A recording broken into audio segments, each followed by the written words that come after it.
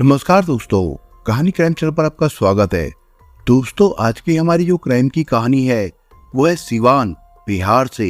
तो चलिए दोस्तों, शुरू करते हैं क्राइम की इस सच्ची कहानी को। सांवले रंग का धनंजय सामान्य कदकाठी वाला युवक था। उसकी एकमात्र खूबी यही थी कि वो सरकारी नौकरी में था। कहने का अभिप्राय यह है कि वो जिंदगी भर अपने परिवार का बोझ अपने कंधों पर उठा सकता था। बिहार के जिला गोपालगंज के बंगरा बाजार निवासी रामजी मिश्रा ने धनंजय की यही खूबी देखकर उससे अपनी बेटी की शादी करवाई थी। माँ बाप ने कहा और खूबसूरत पुष्पा शादी के बंधन में बंधकर मायके की ड्योढ़ी छोड़कर ससुराल आ गई। लेकिन उसे धक्का तब लगा जब उसने पति को देखा। वो जरा भी उसके जोड़ का नहीं था। पत्नी यदि खूबसूरत हो तो पति उसके हुस्न का गुलाम बन ही जाता है। धनंजय भी पुष्पा का गुलाम बन गया था। पुष्पा ने धनंजय की कमजोरी का फायदा उठाकर उसे अपनी उंगलियों पर नचाना शुरू कर दिया। पुष्पा को धनंजय चाहे जैसा लगा हो, लेकिन धनंजय बहुत खुश था।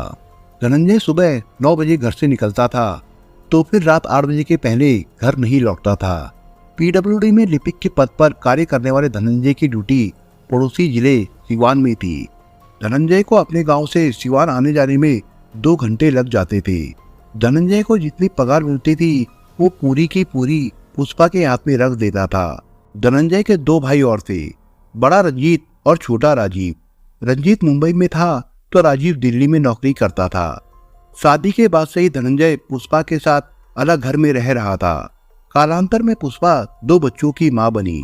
मई के महीने में धनंजय के साले की शादी देवरिया की भुजोली कॉलोनी में हुई थी। शादी में धनंजय पांडे की मुलाकात दुल्हन के चचेरे भाई रतन पांडे से हुई। मुलाकात के दौरान दोनों की काफी बातें हुई। इसी बातचीत के दौरान धनंजय ने उससे देवरिया में मकान किराए पर दिलाने को कहा तो रतन ने हामी भर दी। शादी में शामिल होने के बाद धनंजय और पुष्पा बच्चों के साथ वापस लौट आए थे।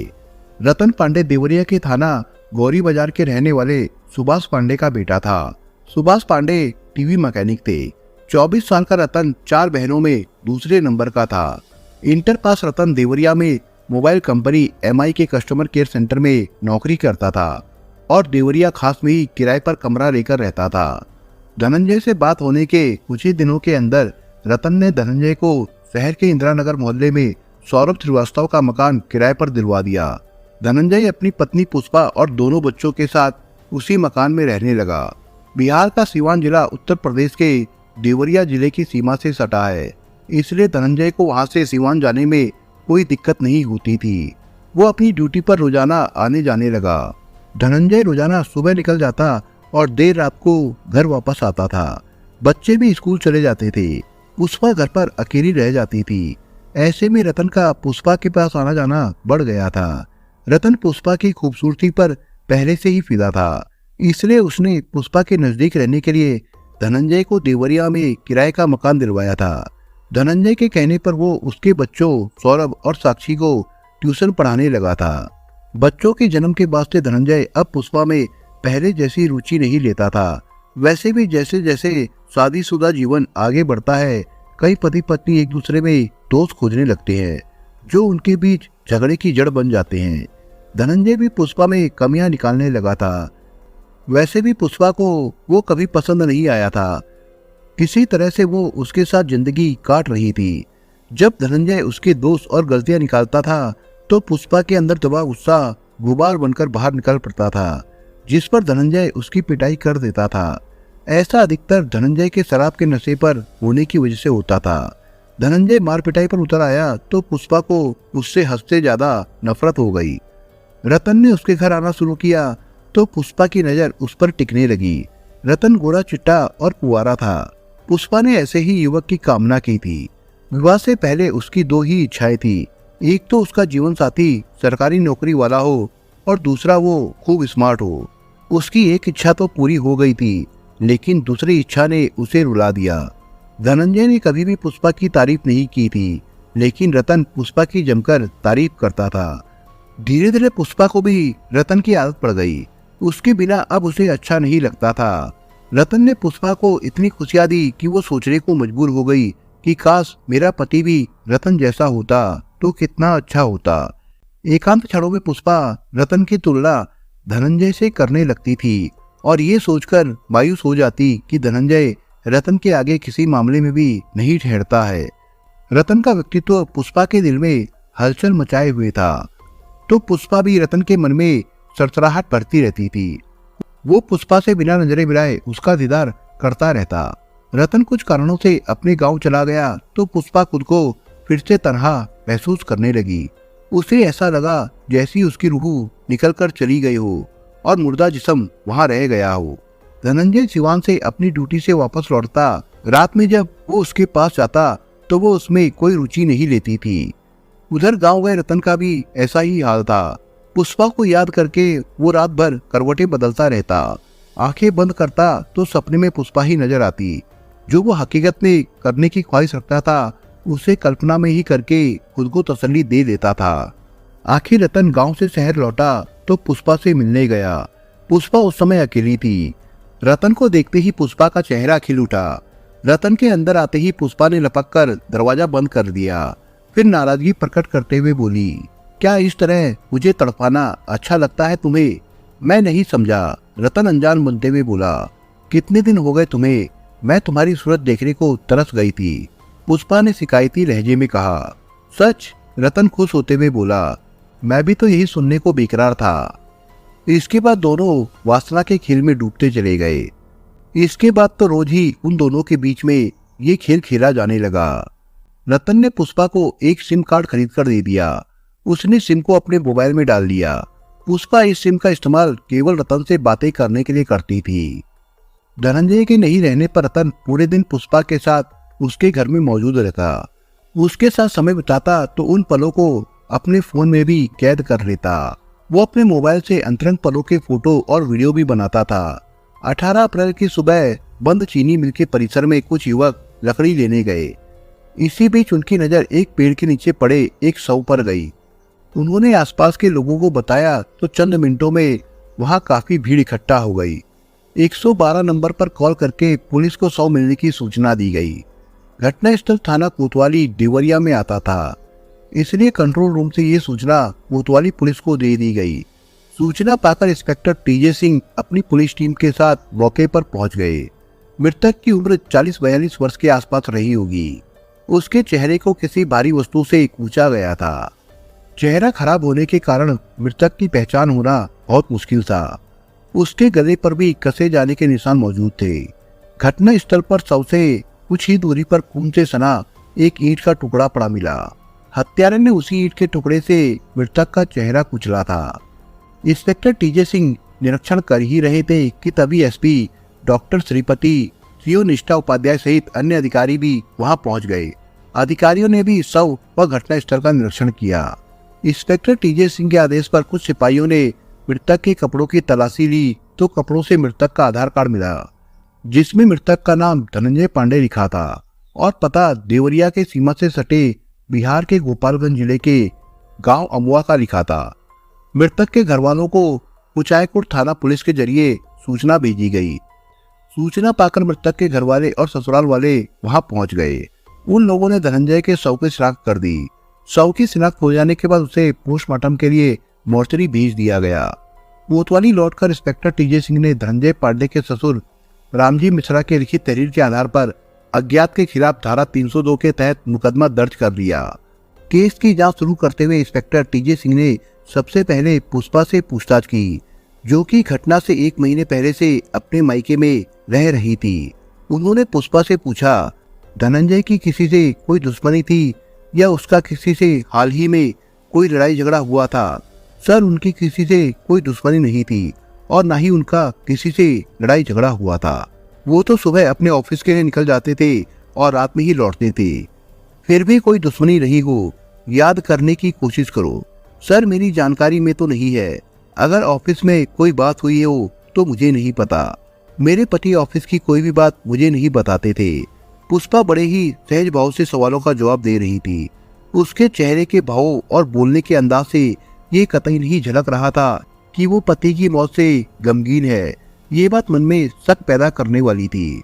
पुष्पा के चेहरे को पढ़ने की कोशिश करते हुए इंस्पेक्टर टीजे सिंह ने एक और सवाल दागा, घर में कौन कौन आता था? सर, हम देवरिया में किराए पर रह रहे थे। हमारी किसी से जान पहचान नहीं है, इसलिए कोई भी नहीं आता जाता था। कोई भी नहीं। इंस्पेक्टर टीजे सिंह ने उसकी आंखों से आंखें मिलाकर उसका सच और झूठ पकड़ने के लिए एक बार फिर एक एक शब्द पर जोर देते हुए पूछा। इंस्पेक्टर टीजे सिंह द्वारा इस तरह पूछने पर पुष्पा एक पल के लिए हड़बड़ाई, लेकिन अगले ही पल खुद को संभालते हुए बोली, जी सर, कोई नहीं। बस मेरे बच्चों को पढ़ाने के लिए रतन पांडे आता था। वो हमारे दूर का रिश्तेदार है। उसी ने हमें देवरिया में रहने के लिए किराए पर मकान दिलवाया था। तो बताना चाहिए था ना, मैं दोबारा ना पूछता तो आप बताते भी नहीं। सर, वो घर का ही है, बाहर का नहीं, इसलिए नहीं बताया, पुष्पा ने सफाई दी। ये आप हमें तय करने दे कि कौन क्या है। हमारे निशाने पर सभी होते हैं, चाहे वो घर का हो या फिर बाहर का। वैसे भी अधिकतर केसों में हत्यारा घर का ही कोई निकलता है। कहकर टीजे सिंह ने पुष्पा की तरफ देखा तो उसके चेहरे पर आने वाले भाव देखकर वो मुस्कुरा उठे और फिर उठते हुए बोले, खैर अब मैं चलता हूँ। जरूरत पड़ी तो आपसे दोबारा पूछताछ करूंगा। जी सर। टीजे सिंह वहां से चले गए। वहां से निकलने से पहले वो पुष्पा का मोबाइल नंबर लेते गए। इंस्पेक्टर सिंह ने उस नंबर के कॉल रिकॉर्ड से गलवाए। जब पुष्पा के द्वारा बताए गए नंबर के कॉल रिकॉर्ड्स आए तो उसमें कुछ खास नहीं मिला, लेकिन साथ में एक और नंबर की कॉल डिटेल्स आई थी। वो नंबर भी पुष्पा अपने डबल सिम वाले मोबाइल में प्रयोग कर रही थी, लेकिन उस नंबर के बारे में पुष्पा ने कुछ नहीं बताया था। उस नंबर से केवल एक नंबर पर ही रोज बात की जाती थी। जब उस नंबर के रिकॉर्ड से करवाए तो वो नंबर रतन पांडे के नाम पर था। रतन वही था जो धनंजय के घर ट्यूशन पढ़ाने आता था। उसका पता किया तो वो घर से फरार मिला। 20 अप्रैल को इंस्पेक्टर टीजे सिंह ने एक मुखबिर की सूचना पर अमेठी तिराहे के कोराराम मोड़ से रतन पांडे को गिरफ्तार कर लिया। थाने लाकर जब उससे सख्ती से पूछताछ की गई तो रतन ने अपना जुर्म स्वीकार कर लिया, साथ ही हत्या की वजह भी बता दी। इसके बाद इंस्पेक्टर सिंह पुष्पा को उसके मायके से गिरफ्तार करके थाने ले आए। थाने में जब उससे पूछताछ की गई तो उसने बरगलाने की कोशिश की कि रतन ने उसके अश्लील फोटो व वीडियो बना लिए थे, जिनके सहारे वो उसे ब्लैकमेल कर रहा था। उसी ने उसकी पति की हत्या की है, लेकिन जब सख्ती दिखाई गई तो उसने सच उगल दिया। पुष्पा रतन को बहुत प्यार करती थी। उसी के साथ शादी करके वो अपनी आगे की जिंदगी गुजारना चाहती थी। इसके लिए वो रतन के साथ भाग जाती और शादी कर लेती, लेकिन जिंदगी सिर्फ प्यार से नहीं गुजरती, पैसों की भी जरूरत होती है। रतन छोटी मोटी नौकरी करता था, उससे उसका खुद का ही गुजारा नहीं हो पाता था। ज्यादा पैसा तो सरकारी नौकरी में ही मिलता है, जो कि धनंजय के पास थी, इसलिए पैसों की उसे कभी कोई दिक्कत नहीं हुई। पुष्पा को सरकारी नौकरी का मोह था, इसलिए उसने इसका रास्ता निकाल लिया। उस रास्ते पे चलकर उसकी सारी इच्छाएं पूरी हो सकती थी। वो रास्ता था धनंजय की मौत। धनंजय के मरने से पुष्पा को एक तो उससे छुटकारा मिल जाता, दूसरे उसकी जगह मृतक आश्रित कोटे से उसे नौकरी मिल जाती, और तीसरा वो रतन से शादी करके आराम से अपनी जिंदगी गुजार सकती थी। पुष्पा अपनी इच्छाओं को पूरा करने के लिए पति के खून से हाथ रंगने को तैयार थी। वो भूल गई कि केवल सोचने भर से जिंदगी आसान नहीं हो जाती, सब कुछ मनचाहा नहीं होता। वो जिस रास्ते पर चलने को आमदा थी, उस पर उसे सरकारी नौकरी तो नहीं, जेल की सलाखें जरूर मिलने वाली थी। दूसरी ओर धनंजय को अपनी मौत के षड्यंत्र का कैसे पता चलता, जबकि उसे पुष्पा और रतन के अवैध संबंधों तक की जानकारी नहीं थी। रतन तो पहले से ही पुष्पा से बार बार धनंजय को मार देने की बात कहता रहता था। वो तो पुष्पा की तरफ से बस हरी झंडी मिलने का इंतजार कर रहा था। पुष्पा ने अपनी दिल की बात रतन को बता दी। इसके बाद दोनों ने धनंजय की हत्या की योजना बनाई। योजना अनुसार 16 मार्च 2020 को पुष्पा बच्चों के साथ अपने मायके गोपालगंज चली गई। एक महीना पूरा होने पर 17 अप्रैल की शाम 4 बजे पुष्पा ने रतन को फोन करके धनंजय की हत्या करने को कहा। 18 अप्रैल की रात 8 बजे के करीब रतन ने धनंजय को शराब पीने के लिए बंद चीनी मिल परिसर में बुलाया। धनंजय के वहां पहुंचने पर रतन ने एक ईंट के टुकड़े से उसके सिर पर प्रहार किया। धनंजय दर्द से बिलबिला उठा। इसी बीच रतन ने पास में उगी गिलोय की बेल उखाड़कर धनंजय के गले में डाल दी और पूरी ताकत से कस दिया। दम घुटने से धनंजय की मौत हो गई। इसके बाद रतन ने धनंजय के चेहरे को बुरी तरह से कुचल दिया। फिर धनंजय की जेब से मोबाइल निकालकर रतन वहां से चला गया। उसने व्हाट्सएप पर मैसेज करके पुष्पा को धनंजय की मौत की जानकारी दे दी। पुष्पा द्वारा मैसेज देख लेने के बाद रतन ने वो मैसेज डिलीट कर दिया, लेकिन दोनों पकड़े गए। रतन ने अपना मोबाइल फॉर्मेट कर दिया था, इसलिए उस मोबाइल का डाटा रिकवर करने के लिए इंस्पेक्टर टीजे सिंह ने मोबाइल में डाटा रिकवरी ऐप इंस्टॉल किया और मोबाइल का पूरा डाटा रिकवर कर लिया। मोबाइल की गैलरी में रतन व पुष्पा के अनगिनत फोटो मिले, जिसमें कई अश्लील भी थे, जिनको उन्होंने सबूत के तौर पर रख लिया। अभियुक्त रतन के पास से इंस्पेक्टर सिंह ने धनंजय का मोबाइल भी सिम सहित बरामद कर लिया। हत्या में प्रयुक्त ईंट का टुकड़ा पहले ही घटना स्थल से बरामद हो गया था। कानूनी औपचारिकताएं पूरी करने के बाद दोनों को कोर्ट में पेश किया गया, जहां से दोनों को जेल भेज दिया गया था। दोस्तों, इस कहानी के बारे में आपके विचार क्या है, हमें कमेंट बॉक्स में जरूर बताएं।